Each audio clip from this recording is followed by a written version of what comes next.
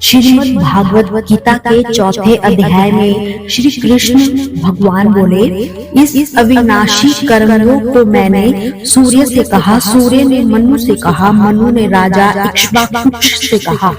हे अर्जुन, इस परंपरा से प्राप्त यह योग सब राजऋषियों ने जाना, परंतु अधिक समय व्यतीत होने से लुप्त हो गया। वही प्राचीन योग आज तुमको मैंने बताया है, क्योंकि तुम मेरे भक्त और मित्र हो।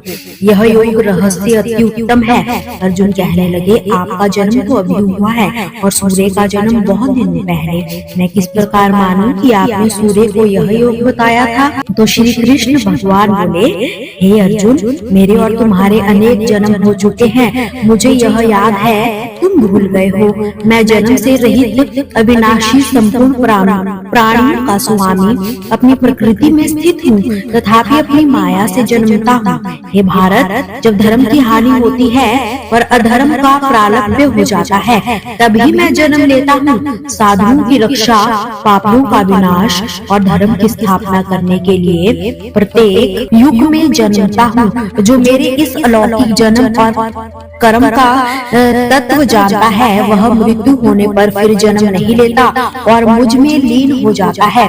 इस भांति मोह, भय और क्रोध त्याग कर मुझ में भक्ति करके और मेरी शरणागति हो, बहुत से मनुष्य ज्ञान रूपी तप से पवित्र होकर मुझ में मिल गए हैं। जो जिस भाव से मेरा पूजन करता है, उसको मैं उसी प्रकार फल देता हूँ। हे पार्थ, मनुष्य सब प्रकार से मेरे मार्ग का अनुसरण करते हैं, अर्थात वह चाहे जिसकी भी सेवा करे, वह मेरी ही सेवा है। मनुष्य लोक में कर्म सिद्ध की इच्छा करने वाले लोग देवताओं का पूजन करते हैं, क्योंकि इस लोक में कर्म की सिद्धि शीघ्र होती है। मैंने चारों वर्णों की सृष्टि अपनी अपनी गुण और कर्म से की है। सृष्टि का कर्ता मैं ही हूँ, तथापि मुझे अकर्ता अविनाशी जानो। कर्म मुझको बद्ध नहीं कर सकते, तथापि कर्म फल में मेरी कामना नहीं है। इस प्रकार जो मुझको पहचानता है, वह कर्मों के बंधन में नहीं पड़ता। इसी प्रकार समझकर प्राचीन मुमुक्षुओं ने भी कर्म किए हैं, अतएव पूर्व पुरुषों के पहले ही किए हुए कर्म को तू कर। हे अर्जुन, कर्म क्या है और अकर्म क्या है, इसके विचार में विद्वान की बुद्धि में चकरा जाती है। उसी कर्म का स्वर्ण मैं तुझसे करूंगा, जिसके जाने से संसार के बंधन छूटकर मोक्ष के भागी होंगे। कर्म, विकर्म और अकर्म तीनों का जानना आवश्यक है, क्योंकि कर्म की गति गंभीर है। जो कर्म में अकर्म और अकर्म में कर्म देखता है, वही पुरुष बुद्धिमान है, वही योगी और समस्त कार्यों को करने वाला है। हे अर्जुन, कर्म करने की कोई कामना नहीं रखता, और जिस समस्त कर्म ज्ञान रूप अग्नि से भस्म निर्मल हो गए हैं, उसी को पंडित कहते हैं। जो कर्म फल की आशा छोड़कर करता है और उसमें आसक्ति भी नहीं रखता और निराशय ही सदा संतुष्ट रहता है, ऐसा मनुष्य कर्मों में घिरा रहने पर भी मानो कुछ नहीं कहता।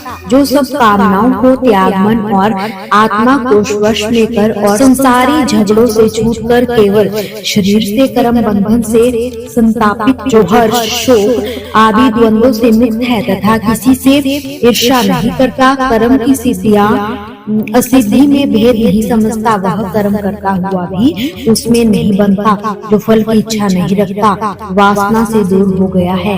ज्ञान में जिसका मन अचल है, जो यज्ञ के कर्म करे, उसके कर्म लुप्त हो जाते हैं। हवन करने का पदार्थ भी ब्रह्मा है, आहुति देने वाला भी ब्रह्मा है। इस प्रकार जिसकी बुद्धि में सब कर्म ज्ञानमय है, उसको ब्रह्मा प्राप्त है। कोई कर्म योगी देवताओं की पूजा करते हैं और कोई ज्ञान योगी ब्रह्मा रूप अग्नि में यज्ञ रूप से हवन कर परमात्मा का भजन करते हैं। कोई ऐसे है कि जो अपनी इंद्रियों को तथा सब कर्मों को संयम रूप से अग्नि में होम करते हैं और कितने ही इंद्रिय रूप अग्नि में इंद्रियों शब्दादि विषयों को होम देते हैं। कितने ही लोग इंद्रियों के सब कर्मों और प्राणों के कर्मों को आत्मज्ञान से प्रज्वलित संयम रूप अग्नि में होम देते हैं। कोई तो द्रव्य यज्ञ करते हैं, कोई तप यज्ञ, कोई योग यज्ञ, कोई स्वास्थ्य और कोई ज्ञान रूप यज्ञ करते हैं, और कोई प्राणायाम को तत्पर रहने वाले योगी प्राण और अपान वायु में प्राण को रोकते हैं और प्राण वायु में अपान वायु का लय करते हैं। कोई आहार को नियंत्रित करके कर्म को प्राण में होम देते हैं। वे सब यज्ञ वेदा और यज्ञ से ही इनके सब पाप नाश हो जाते हैं। जो यज्ञ में बचे हुए अमृत रूपी अन्न को खाते हैं, वे सनातन ब्रह्मा को प्राप्त होते हैं।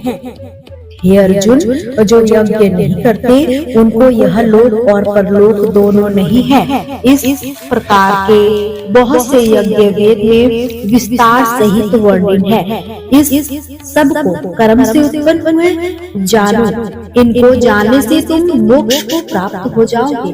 हे परंतु द्रव्यमय यज्ञ से ज्ञान यज्ञ उत्पन्न है। हे पार्थ, फल सहित सब कर्म ज्ञान में समाप्त हो जाते हैं। सो उस ज्ञान यज्ञ क्या तत्वदर्शी और ज्ञानी लोग तुझको उपदेश करेंगे। इसलिए तुम उनकी सेवा करना और उनमें विनय पूर्वक प्रश्न करके ज्ञान यज्ञ जानना। इस ज्ञान का लाभ करके तुमको ऐसा मोह नहीं होगा। इसी ज्ञान से समस्त प्राणियों को तुम अपने में और मुझ में ही देखोगे। यदि सब पापियों से भी अधिक पाप करने वाले हो तो भी ज्ञान रूपी नौका से भव सागर पार कर जाओगे। जिस प्रकार प्रज्वलित अग्नि लकड़ी को जलाकर भस्म कर देती है, वैसे ही ज्ञान रूपी अग्नि सब कर्मों को भस्म कर डालती है। इस लोक में ज्ञान के समान पवित्र और कुछ भी नहीं है। यह ब्रह्मा बहुत काल पर्यंत कर्म योग में सिद्ध हुए पुरुषों को अपने ही आप में प्राप्त होता है। जो श्रद्धावान पुरुष इंद्रियों को जीतकर ब्रह्मा में लगा रहता है, वह ज्ञान को प्राप्त करता है और ज्ञान को पाकर अल्प समय में शांति को पाता है। अज्ञानी श्रद्धा रहित और जिनके मन में संदेह है, ऐसे जो पुरुष है वह नष्ट हो जाते हैं। जिनके मन में सदा संदेह रहता है, उनको यह लोक परलोक और सुख कुछ भी प्राप्त नहीं होता। जिसने परमेश्वराधन और निष्काम कर्मयोग के आश्रय से कर्म बंधन त्याग दिए हैं और ज्ञान से जिसके सब संदेह दूर हो गए हैं, हे अर्जुन, उस आत्मज्ञानी पुरुष को कर्म नहीं व्यापते। अतः हे अर्जुन, अज्ञान से उत्पन्न हुए चित्त के इस संयम को ज्ञान रूपी तलवार से काटकर मेरे बताए हुए कर्मयोग को करने के लिए तुम प्रस्तुत हो जाओ। तो दोस्तों, अगली वीडियो में हम जानेंगे अध्याय 4 के महत्व के बारे में। कमेंट सेक्शन में जय श्री कृष्णा जरूर लिखिए और ऐसे ही वीडियोस के लिए चैनल को सब्सक्राइब करके जरूर जाइए।